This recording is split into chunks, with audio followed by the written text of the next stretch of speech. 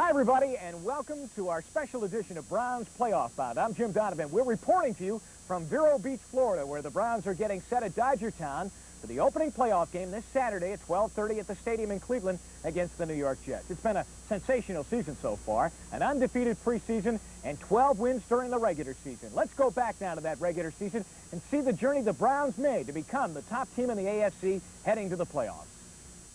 The Cleveland Browns' road to the Super Bowl in 1986 actually began with the loss to the Dolphins in the playoffs of the '85 season. And in the eyes of owner Art Modell, that loss was the turning point. That first half was a turning point for the franchise, a turning point for Bernie Kosar.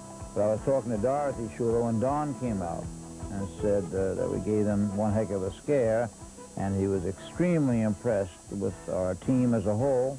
For coaches and players alike, Marty set the pace only days after the loss in the Orange Bowl. Don't leave here and get away from football for a few months. Start right now.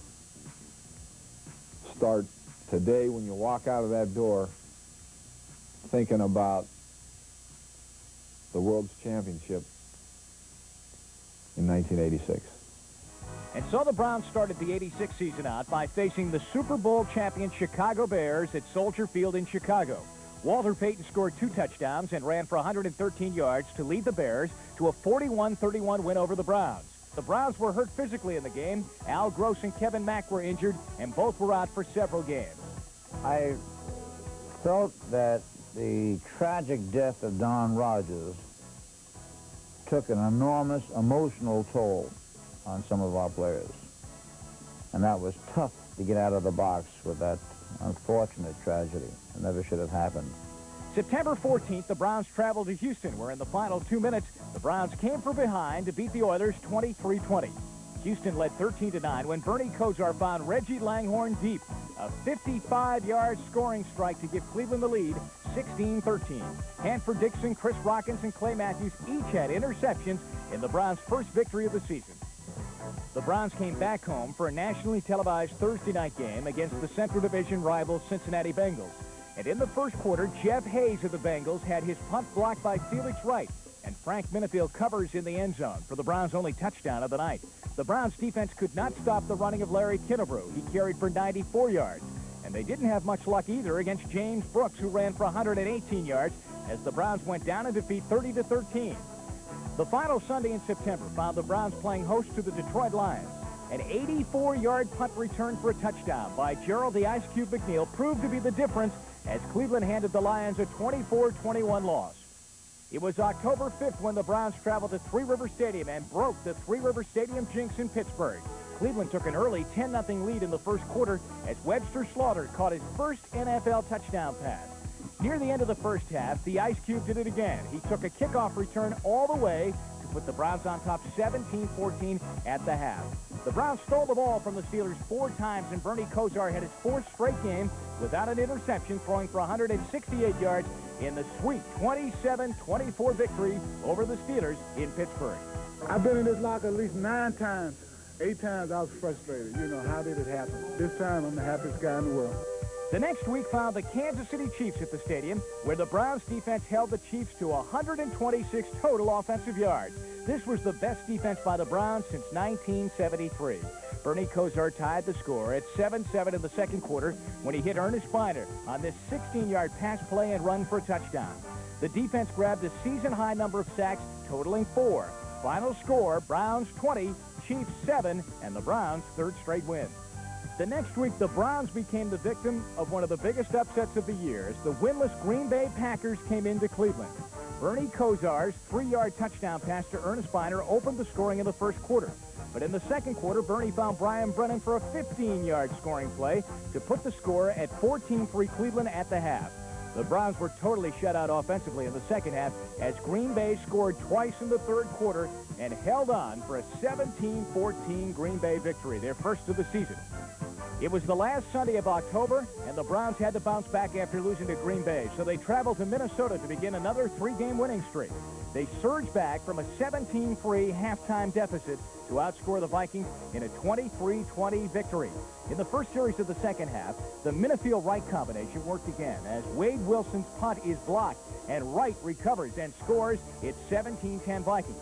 Then it was all Curtis Dickey, who had his first 100-yard rushing game, highlighted by this 17-yard scoring run.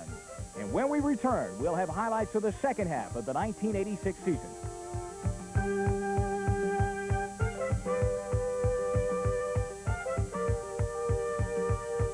Brown, Playoff Bound, is sponsored in part by GenCorp, a $3 billion company growing in new directions. On November 2nd, the Browns went indoors again, this time to the Hoosier Dome to face the winless Indianapolis Colts. Bernie Kosar put 3 touchdown passes in the hands of Browns receivers, and the Browns defense sacked Jack Trudeau a season-high 7 times as Cleveland dominated the Colts 24-9. Now, one of the big plays was a 72-yard bomb, Kosar to Herman Fontenot. Then came the Monday night nationally televised game from the stadium. The Miami Dolphins are in town on a cold evening. Behind the 401-yard passing game of Bernie Kosar, the Browns dominate the Dolphins 26-16. Kosar was 32 of 50 passing, his best day ever as a pro, and second best in Browns history. Matt Barr had 4 field goals in the game. Kosar threw to 8 different receivers, including 7 passes to tight end Ozzie Newsome. The following Sunday, the Browns had to head west on a short practice week. They traveled to the Coliseum in Los Angeles to face the Raiders. It was all Raiders as Plunkett threw 3 touchdown passes, and the Raiders sacked Bernie Kosar 6 times. It was the Raiders 27, the Browns 14. Plunkett threw 2 touchdowns to Dokie Williams out of UCLA, and a third to tight end Todd Christensen. On November 23rd, the Steelers came to town for a rematch in the first of 2 consecutive overtime games for the Browns. For the first time since 1969, the Browns swept the season series with the Steelers. Cleveland won the game 37-31. Bernie Kosar passed for 414 yards, second best day in Browns history. Kevin Mack ran for 106 yards. Matt Barr was injured and out for the rest of the season, ripping up his knee, making a tackle on a kickoff return. But Gary Anderson tied the score 31-31 at the end of regulation time. 6 minutes into overtime, Kosar hit a wide-open Webster Slaughter down the far sideline for the winning touchdown. The last Sunday of November was more of the same as the Oilers and the Browns played to a 10-10 tie at the end of regulation. Frank Minifield made 2 interceptions during the overtime period alone to keep the Browns in the game. Then newly signed kicker Mark Mosley booted the game-winning field goal of 29 yards. The final score, the Browns 13, the Oilers 10. December 7th, the Browns traveled to a wet and ice-cold Rich Stadium to face the Buffalo Bills. Cleveland took a 14-3 halftime lead on this Kevin Mack dive into the end zone. It was his second touchdown of the day. On the first play of the second half, however, rookie quarterback Jim Kelly found Chris Burkett open and hit him on a 75-yard touchdown play, and the Browns' lead was cut to 14-10. But then Bernie Kosar spotted his favorite receiver this year, Brian Brennan. Final score, 21-17 Browns, as the Browns Express rolls along. It's week 15, and the Browns hold a 1-game lead over the Cincinnati Bengals, and the 2 meet at Riverfront Stadium in Cincinnati. The Browns would win the division in very convincing fashion, 34-3. And the tone was set on the first offensive play of the game when Bernie Kosar aired it out, going upstairs to Reggie Langhorne. The play covered 66 yards and led to a Browns touchdown. Webster Slaughter scored 2 touchdowns on the day. This pass play covered 47 yards and ended up in the end zone. And what about the Browns defense? Well, they held the NFL's most potent offense to 283 total yards and no touchdowns. They were Central Division champions, and they also had won 4 in a row. I haven't seen a dressing room atmosphere like it since the 1964 championship game against the Baltimore Colts. The final game of the regular season, the San Diego Chargers came into town with only 4 wins on the season. And for Bernie Kosar, who went into the game as the only NFL quarterback to take every snap this season, it was a day of fun and productivity. He fired bullets to all kinds of receivers all over the field. A total of 9 were used as Bernie hit on 21 of 28 passes. And the Browns defense had a field day with 3 sacks and interception and held the Chargers to just 41 yards rushing. The final score, the Browns 47 and the Chargers 17. The Browns had won more games than any team in the AFC with 12, thus sending Cleveland to the playoffs and finishing the season with 5 consecutive wins. The win against Pittsburgh in Pittsburgh was a big victory for the whole team, not only for me, I guess, but The biggest win, I think, for our offense was the win on national TV against Miami, where we threw for over 400 yards, and our offense started to shine. Some of the more disappointing points was the Green Bay game, where we came out and were kind of stifled offensively in the second half. I think last year, as we were learning how to win, we were hoping to win. Now we expect to win, and I think that that's the whole thing.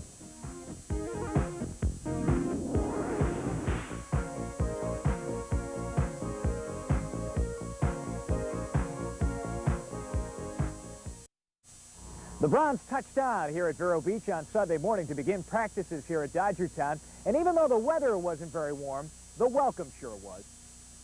As the Browns arrived here at Vero Beach, well, just look, it was like they never left home. Fans out to say welcome and good luck. Move-in day. This is home for the Browns for the next 3 days. Baseball diamonds turned into football fields. I walked out on the practice field today, and the field is nice and soft. I mean, so in that way, you won't get bumped around a great deal. It'll be a nice soft landing for you. That's true. I'm glad of that. The Browns weren't exactly glued to the set watching the Jets and Chiefs. They're just glad that they finally found out who will be in Cleveland next Saturday. How about the Jets? What do you think of them? Good football team. A team that is capable of exploding. A team very similar to the Cincinnati Bengals. Like I said all along, Jim, I don't think it matters who comes into Cleveland to play us. That team's in trouble. The only thing we can deal with is what opportunities today presents us, and that's the way we've approached it. You know, you take one day at a time and you do whatever you can do. You've got certain opportunities to get something accomplished today, and you go work at that, and you just take them one day at a time. And I think that that's the only way you ever have the ability to focus enough on something that you can reach a point of being successful. No defense has been able to contain the Browns' offense the last couple of weeks. They ran over the Bengals and the Chargers in the last game of the regular season. But now the playoffs are here. How about the Browns' offense matching up against that Jet defense? That Browns offense shows no signs of slowing down on Saturday afternoon. They've put 81 points up on the board the last 2 times out. But Bernie Kosar is just now starting to dissect that Jets defense. They look pretty good. They're similar to Cincinnati in that they do a lot of different schemes defensively to get you thinking a lot. And they played the type of football that is reminiscent of the football that they played when they were going through the 9-game win streak. So that's the football team we have to prepare for. Here's some more good news. Center Mike Babb's knee is getting better and better, and you get the feeling he'll play on Saturday.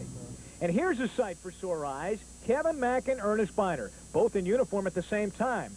Biner's been out since the Green Bay game, but says the ankle is at 80% right now.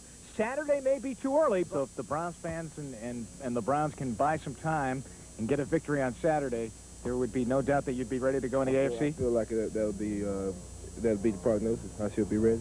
A lot of players play on teams that never even make it to the playoffs, and here I'm part of an organization that went 12-4, probably the best in the Cleveland Brown history, and things are looking bright. I think our football team has been playing well. I think that our offense has matured to some degree. We certainly have a long way to go because we have a lot of young players, and it's still a new system. Atlanta newspapers are saying now that Dick Vermeil has said no to the Falcons' head coaching job, Browns offensive coordinator Lindy Infante will be offered the job. Infante, of course, has done wonders with the Browns offense and bringing along quarterback Bernie Kosar. And head coaching still has to be in his blood. But for right now, he's thinking just about the Jets and not about the Falcons' job. Infante has a 2-year contract with the Browns. Browns owner Art Modell said this afternoon he wouldn't step in the way of Lindy if the Falcons' job was offered to him. The Browns' defense, after watching the Jets in the wild-card game, they feel they have their hands full because the Jet offense, which had been stumbling through a 5-game losing streak, suddenly reawoke on Sunday in the wild-card game. It was really like a New York Jets film festival here today. The Browns watched 9 regular season games of the Jets and all of the wild-card win over Kansas City. And what the Browns defense saw was the Jets offense reawaken. Pat Ryan for Ken O'Brien helped, but is that the key to making the move? We're preparing for the Jets. I mean, I don't think it really matters which quarterback they put in there. They both got a great ability as throwers and as team leaders. The Jets wide receivers are said to be the best in the NFL as a group. Is that what made Frank Minifield go undercover on us? They played the first 10 weeks like they're the best in the league. The last few weeks, they wasn't playing quite as well, but... Watch come Saturday. The man the Browns defense wants to control is Freeman McNeil. And we have to stop him early. And once we stop him early, we can put them into things that's going to be in a strong part of our defense. And The key is stopping Freddie McNeil. He's the key to the offense. We've talked offense and defense, but what about special teams? And when you talk about that, that's an area I don't think the Browns will be beat in. It is the very specialized area of special teams. And the game within the game worth watching Saturday, in the NFL in special teams, the Browns are ranked number 1. The Jets are number 2. But watch out, Bill Cowher's coverage teams are ready. So many times this year, the Browns special teams have made the big plays, leading to wins. And so many times throughout history, it is on special teams that a playoff game has been decided. Absolutely, Jimmy. You know, the thing that we've done, and we did it against San Diego, we got the fumble on the kickoff, and that's the one thing we've tried to stress this year is big plays. Number 89, Gerald McNeil. He hasn't been able to bust the big run back in quite some time. He's long overdue. Sooner or later, it's going to break. You got to be patient. And boy, we're hot right now, and we need a big one, so we're overdue for a big one, and we expect that. But once he gets in behind the tight end, you would immediately look to the far back. And that's all you hear here at Dodger Town this work week for the Browns. Football talk, winning football talk. You know, it's so different from what the Browns were talking about last year as they got set to play the Dolphins in that playoff game. It's a big difference. Guys are practicing and preparing like they expect to win the ball game on Saturday instead of going out there hoping to win. And on the practice field, there is a look about them that tells you they expect to win Saturday over the Jets, or anybody else, in fact, that would want to play them on Saturday. The Browns know that number 19 is ready, and Lindy Infante is letting him do his thing, and so they're scoring a lot of points. So be confident that the Browns can't wait for Saturday to arrive. Even the coaches has counted down the hours until our game, so we are really looking forward to it. I don't like to count every hour, but I'm looking forward to getting to Saturday. You know, everybody's looking forward to getting back to Cleveland, getting the game going, because we got a lot of energy right now, and then, you know, we're just waiting to get going. Well, the playoff game is set to go now, Saturday at the stadium at 12:30, right here on Channel 3. It's the Browns and the New York Jets. And you want to talk about a tale of two seasons. The Jets were the top team in the AFC through the first half of the season and then faded with 5 losses in a row. But the Jets have rejuvenated. They won the wild card game.